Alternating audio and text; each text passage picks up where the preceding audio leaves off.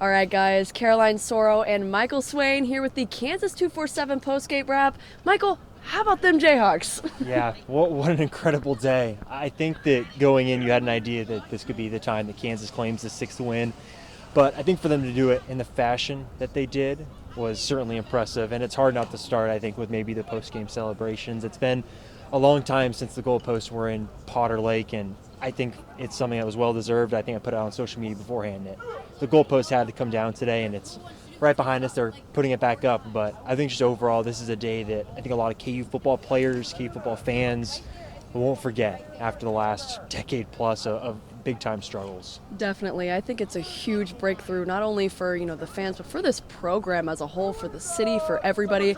I was right there in the thick of it down here on the field when all the people were surrounding the base of the goalpost. And to me, I was like, gosh, should I get out of here? It looks like, that the security guards are not going to let these guys in here. And then next thing you know, the students, the fans, everybody just broke away, got in there, started jumping on the goalpost, started tearing it down. And I was running with the crowd. I mean, I came into the post-game press conference out of breath because they ran it all the way up the hill, all the way out the stadium, all the way up the hill to Potter Lake, and split it in two separate pieces, put one post in, then put the other post in, and people were screaming. The Rock Chalk chant broke out on the side of Potter Lake. It was just crazy. But I think, like you said, it's just a sentiment to how big something like this is to this program. I mean, I feel like there's been, some jokes here and there about the students rushing the field and kind of like, okay, we need to take this program seriously. But at the same time, this is a city, these are students, these are fans, a whole entire fan base that has been deprived of something like this from its football program for quite some time. I mean, no bowl game since 2008, and here we are back again. Total turnaround in just the past 2 years. It's crazy. It is crazy, and I think that for those that haven't seen, if you're watching this on the YouTube channel, we'll have a video up that Caroline took of the goalpost going to the lake. It's pretty fun, but I think maybe what might even get lost in this is kind of the historical part of beating a top 25 team.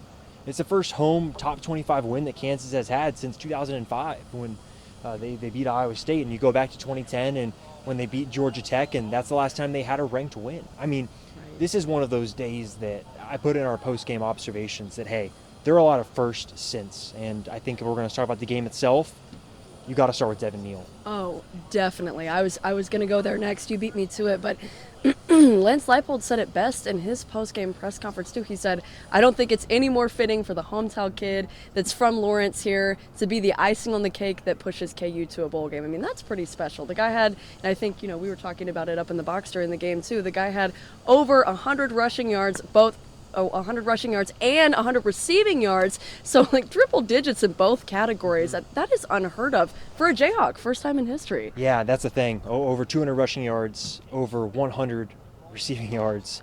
Just an all-around incredible performance. And I think if you compare it to some of the past running backs that have come through here, Gale Sayers, Tony Sands are two that come to mind immediately. And just an incredible showing. I think that this is one of those games where Devin Neal showed why he was such a highly thought of recruit, why he's such a highly thought of player for this program. Not only the leadership, but just the level of play. For most of the season, he's been getting 15 carries a game, Right. 17 touches total. Today he puts on an NFL workload, right? Over 30 carries, 6 receptions. This is the type of performance that you see from an NFL style of running back. And to be the first KU football running back ever to have over 100 receiving yards, 100 rushing yards in a game, I think just speaks to the significance of the performance. And this is one of those games that if KU doesn't have Devin Neal, if it's Sevion Morrison and Kai Thomas having to do that, I don't know if KU puts up 37 points. Right. That's how special Devin Neal was today. Right, and we've talked a lot about, after games this whole season about how deep this running back room is. Yeah. And a big part of that was Daniel Highshaw, and we knew that after Highshaw went out a couple of weeks ago that somebody was going to have to step up and be that guy, and Devin Neal has been your RB1 all season long. But, I mean, I would say he has absolutely exceeded expectations. I mean, the definition of stepping up, and the crazy thing is the kid is only a sophomore, which is, I mean, he's young. I mean, like you said, it just is a sentiment to why he was thought of so highly as a recruit, and not to mention to come out and do that in a game where it absolutely needed to happen. Like a couple players mentioned, post game that how big the bye week was too, and Neal mentioned it himself. I mean, he talked about coming out and being fresh, feeling like that week gave them some extra time off. And I think that was huge. I mean, this is a game that they absolutely had to win. You go on a 3-game slide after starting 5-0. People are wondering, okay, are they going to be bowl eligible? There's a lot of talk about this at the beginning of the season. Now we're kind of in this weird spot here. And I think he just really capitalized on that and just showed how important he was to this game. Yeah, and I think you brought up a great point, the bye week. It came at an awful time and a perfect time at the same point, because you look at those Oklahoma and Baylor games and just how banged up KU was. We had talked about it on other podcasts, other platforms. You're looking at double-digit players dealing with injuries. And now you come out today, and Devin Neal did not look like that against Baylor, against Oklahoma. Right. This was a guy that was energized, seemed fresh, ready to go. And, I mean, we'll get to the defense later, but that's a unit, too, that looked like it. And let's be honest here, too. Jason Bean, I think that this is probably his best performance as a Jayhawk so far. Played within himself, right? I think you look at the Baylor game and the Oklahoma game, there are moments where you kind of scratch your head like, man, today there was the one throw where he kind of chucked it up, kind of like a YOLO throw, but outside of that, it was one of those performances where he plays within himself. I mean, I'll just run off the stats real quick. 18 of 23, 203 yards, 2 touchdowns, no sacks, 0 interceptions, right? No turnovers. That's been the thing. And so I think for me, you look at this performance and Jason Bean, Devin Neal is the headliner. Jason Bean deserves a lot of credit as well. Oh, I completely agree. And I feel like a lot of times, when we break down games like this, we talk about whether, this was an offensive showing. This was a defensive showing. No, today it was both sides of the ball. It was Bean, it was Devin Neal, it was the offense as a whole. But like you mentioned, it was also the defense too. Getting a couple guys back healthy helped to have Kobe in there. Kenny had a couple really, really big, really hard hits today. Lonnie, he, walked off there for a little bit. Looked like he, was suffering a little bit of something, but he came back in, had a couple huge tackles himself. I mean, it just looked like this team was all around more energized than we've said. Felt like they were a little bit deflated over the past couple weeks, and it just looked like as a whole, with Bean at the helm, I mean, everybody just looked like they were ready to go. Yeah, exactly. And I think that you transition to the defense. I mean, the moment for Kobe Bryant is pretty cool, right? He has the injury against Oklahoma. I talked to him post-game, and he said that he thought it was a serious injury. Like, he thought maybe, is this it? Is this the end of my season? And after the game, the coaches and the training staff say, hey, you're going to be okay. You're going to be able to play this season. But for him, the first snap that he plays is that interception. Really cool moment. I guess for you then, like, when you watch the defense, like, what stood out to you seeing that unit? I would say this thing that stood out to me the most was how much better the secondary looked today. I feel like that's an area that has been kind of lacking all season. We've talked about, how many points have been given up per game a lot as well. And this is a team that's giving up roughly 30 points a game all through the course of the season. Yeah. And they only gave up 7 through one half. So, I mean, just really how that defense managed to capitalize. You had a couple turnovers. I think, 3 picks and 1 fumble, I think. Multiple forced turnovers there. And so, I mean, I thought that, the guys that were playing downfield looked really, really solid today. And that was an area that's been criticized a lot for KU's defense lately, especially in the absence of Kobe Bryant. He's arguably one of the best defensive backs out there for this Jayhawk squad. But at the same time, I just thought that all of those guys looked really, really sharp today. And it's not like, Oklahoma State is a sleeper offense either. The Big 12's got a lot of powerhouses here. But, I mean, Oklahoma State's got a pretty prolific offense. It helped, that Sanders wasn't playing as well. But, I mean, starting quarterback conversation set completely aside. I mean, this defense showed up and showed out regardless of who was, under center today. So I thought that the guys playing downfield did a really nice job today. And you mentioned the secondary. I'll move it up front. I thought the defensive line, you look for kind of those games where things got out of hand for the defense, right? You think about Oklahoma, you're having 50-plus points. Baylor was able to run all over KU. And you think about the first half against Baylor, they run the ball really well. The second half, KU plays a little bit better. But then when Baylor needs to go score a touchdown, they ran all over KU's defense. And then today, less than 3.5 yards a carry. Right. KU's defense allowed, and that starts up front. I think I'll highlight some names and written stuff later over the weekend, but I just think overall that unit contributes to that secondary. I think looking a lot better. And I mean, Rich Miller was flying around making plays. He had the interception. He had an interception too. I think just overall, this is the defense that needed the bye week, came out from the bye week highly energized. They took advantage of the backup quarterback, right? And there's something you said, right? Okay, you're playing a backup quarterback who's a true freshman. Sure. But can you actually make plays against him? Can you make those winning plays? And there's a difference. There is, right? Yeah. And I think that's one of those things that this team showed is, yes, okay, you played a backup quarterback. Have to acknowledge that. A true freshman nonetheless.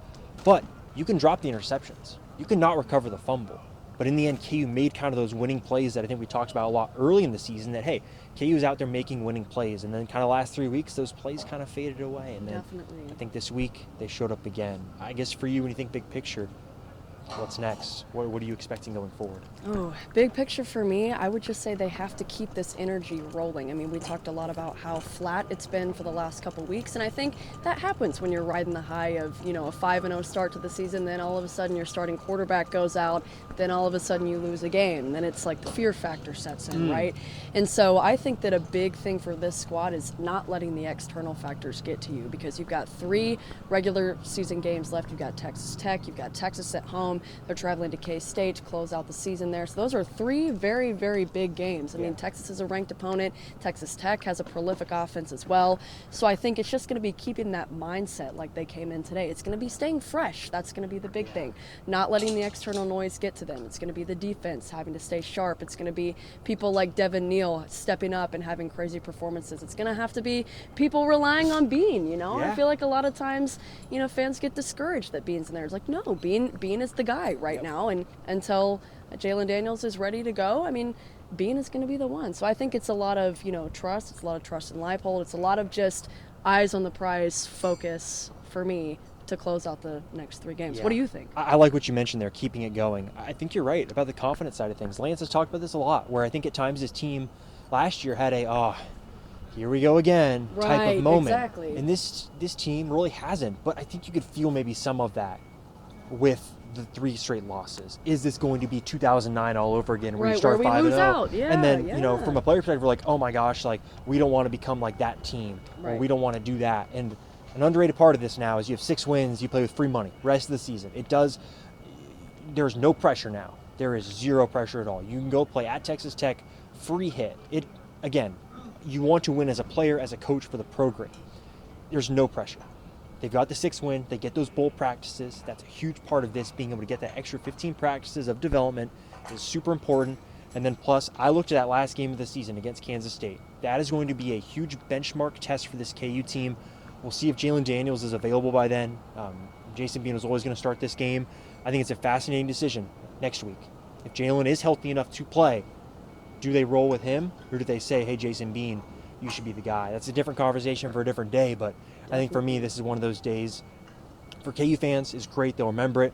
I got to give the KU players credit, though. Talking to them after the game, it was pretty clear. No, there's no celebrations. There is minimal going out and going in to do things. It is tomorrow morning. Yep. They're back in the facility. They have a lift with Matt Gildersleeve. They're going to do film, and then it's another game week. This isn't the end of the season for them. And I think for me, that's the part that stands out. Past KU teams, after a win like this, would say, great, what a great accomplishment. How great are we? I just didn't get that feeling from this team. No, and that's, to me, in my mind, that's a testament to how much of an impact Leipold has really had on this program. That's all Lance Leipold, in my mind, is that, no, it's, you have your, like he said in the press conference, you have your 20 minutes, or 24 hours, 20 minutes, I don't know where that came from. That's quick. But 20 minutes to carry the goalpost, I guess. But you have your 24 hours of celebration period, whatever that looks like, and then next thing you know, like you said, it's back to work, it's back in the office. And so I think that that's going to be a really, really big thing for this team, is just being in the right headspace and having that momentum, being resilient, and we saw that today. So exactly, that's what I've got. I'm ready to go right. Can't wait. Long night ahead, and can't wait to write stuff. Definitely. Well, we'll have more for you guys after the Texas Tech game next week, but for now, Kansas 247.